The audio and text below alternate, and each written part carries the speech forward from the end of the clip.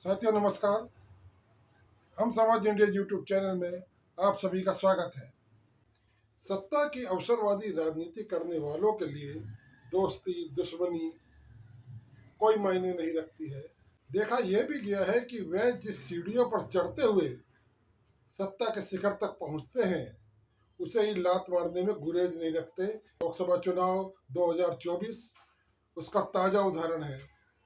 BJP के राष्ट्रीय अध्यक्ष ने सार्वजनिक तौर से आरएसएस से अपनी दूरी बनाने संबंधी बयान जारी किया था कि उसका असर यह हुआ कि बीजेपी सत्ता में पूर्ण बहुमत नहीं पा सकी।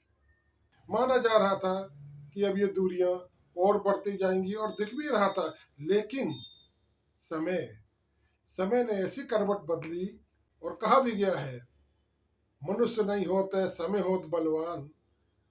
और मामला समय का यूं पड़ा कि जम्मू एंड कश्मीर के लोकसभा चुनाव, जम्मू कश्मीर का मुद्दा बीजेपी की राजनीति के लिए या यूं कहें कि भारतीय राजनीति में सभी के लिए अहम रहा है, मगर बीजेपी की हिंदुत्ववादी राजनीति के कारण वो काफी मायने रखता है। हिंदुत्ववादी कार्ड से सफलता मिलने की गारंटी बीजेपी के पास है। बीजेपी की रणनीति में साफ है कि अगर हिंदुत्ववादी कार्ड को सफल बनाना है तो आरएसएस और योगी के बगैर ये अभी संभव नहीं दिखाई देगा।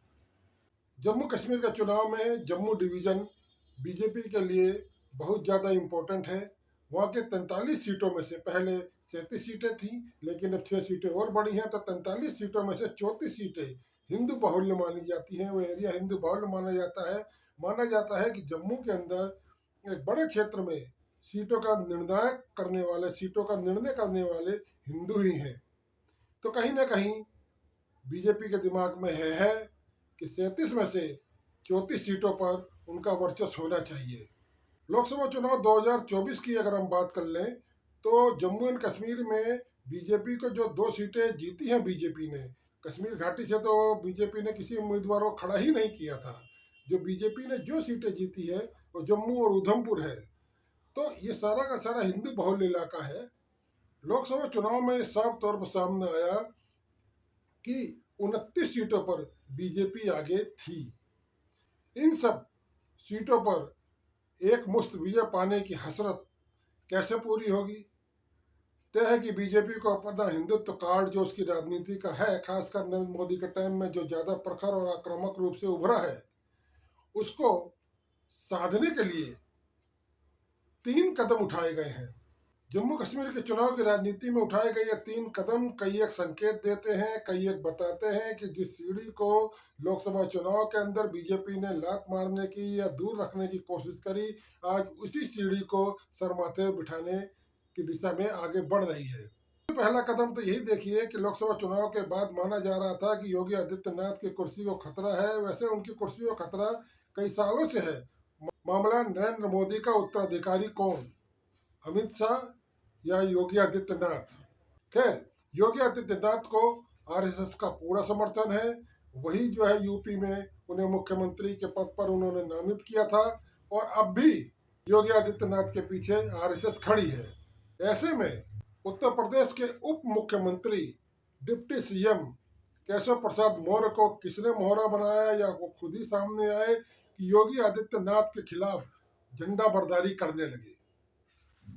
माना जा रहा था कि योगी आदित्यनाथ की कुर्सी गई और केशव प्रसाद मौर्य सत्ता पर काबिज होंगे, मगर एकाएक पिछले हफ्ते केशव प्रसाद मौर्य कार्यकर्ता सम्मेलन के अंदर, मिर्जापुर में हुए कार्यकर्ता सम्मेलन के अंदर योगी आदित्यनाथ की भूरी भूरी तारीफ करने लगे।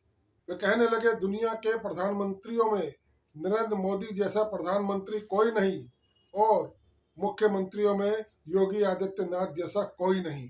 दूसरा कदम देखिए, बीजेपी के अंदर महासचिव के पद पर लंबे समय से विराजित आरएसएस के प्रचारक राम माधव, उन्हें अभी तक हाशिए पर डाला हुआ था, लेकिन एकदम से उन्हें ठंडे झोले से निकालकर जम्मू एंड कश्मीर का प्रभारी बना दिया गया। यानी कि चुनाव उनकी देखरेख में होंगे, जम्मू कश्मीर के चुनावी प्रभारी।